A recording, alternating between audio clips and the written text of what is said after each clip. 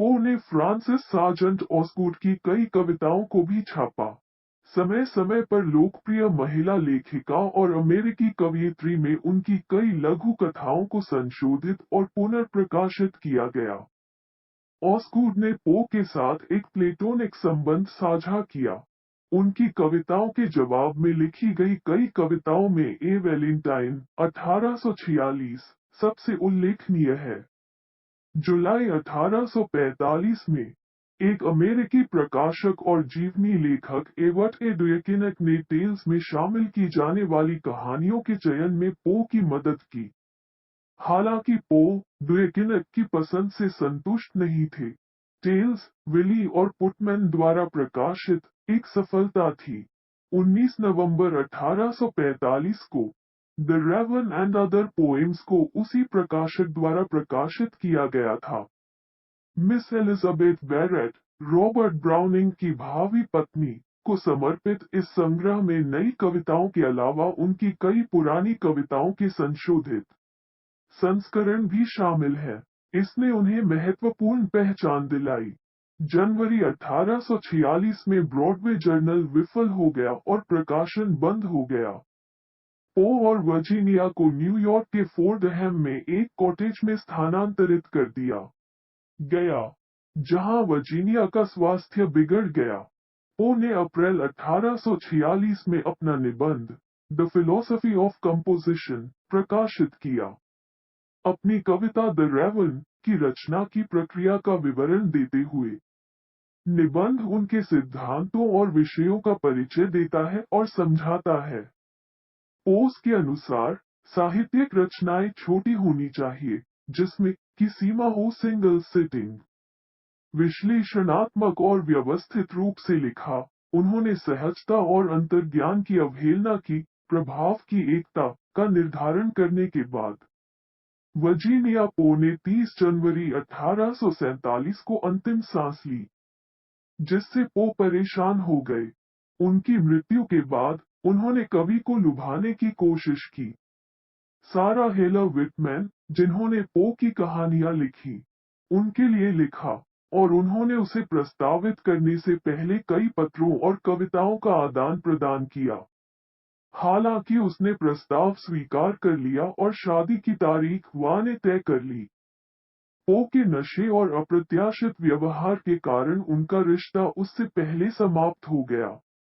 इस संक्षिप्त सगाई के बाद पो ने एनी रिचमंड और सारा अन्ना लुइस के साथ एक करीबी रिश्ता साझा किया।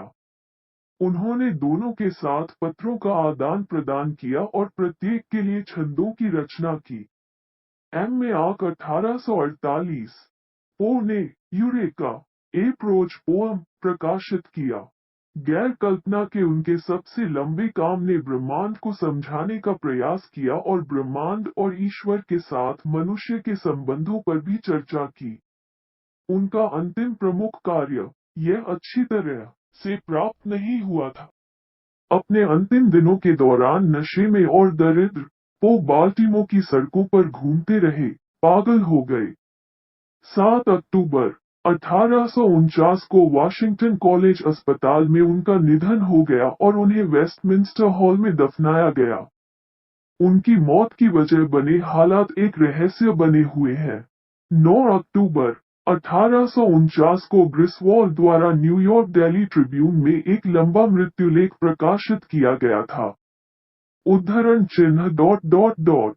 उनकी मृत्यु के लिए खेद मुख्य रूप से इस विचार से सुझाया जाएगा कि साहित्यिक कला ने अपने सबसे शानदार लेकिन अनिश्चित सितारों में से एक को खो दिया है। यह पढ़ा, एडगर एलन पो एक सपने देखने वाले थे। वाशिंगटन इरविंग और नथानिएल हॉथॉर्न के एक करीबी समकालीन, दोनों अमेरिकी लघु कहानी के शुरुआती दिग्गज। पो के साहित्यिक करियर की शुरुआत टैमरलेन और अन्य कविताओं 1827 से हुई, लेकिन यह उनकी चतुराई से लिखी गई लघु कथाएं थीं जिन्होंने ध्यान आकर्षित किया। वे एक उल्लेखनीय साहित्यिक आलोचक और एक अथक समीक्षक और निबंधकार भी थे। रचना का दर्शन 1846 और द पोएटिक प्रिंसिपल 1850। उनके दो मौलिक निबंध हैं। उनके कार्यों में आवर्ती विषय, महिलाओं की मृत्यु, शोक, डरावनी, पागलपन, समय से पहले दफन, क्षय, पुनरुद्धार, मृत्यु के बाद का जीवन, अपने स्वयं के जीवन से उत्पन्न होने का सुझाव दिया गया है, जो दुखद घटनाओं और लगातार परित्याग का एक क्रम था।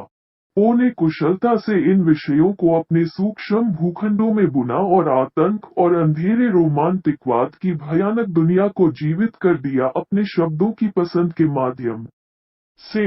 उनके अनाम अविश्वसनीय कथाकार चिंता और रहस्य को अकथनीय रखने में योगदान करते हैं। पो ने अपने कार्यों में अपने पात्रों के माध्यम से मानव जाति की मनोवैज्ञानिक गहराई का पता लगाया। उन्होंने सदियों से लेखकों को प्रेरित और प्रभावित किया है। उनकी कई कहानियां और कविताओं को चलचित्रों के लिए अनुकूलित किया गया है। पो की मृत्यु के 1.5 सदी से भी अधिक समय के बाद उनकी रचनाएं अभी भी उतनी ही ताजा और डरावनी है, जो एक भयावह ठंडक भेजती है। मैं अपने पाठकों की रीढ़ की हड्डी के नीचे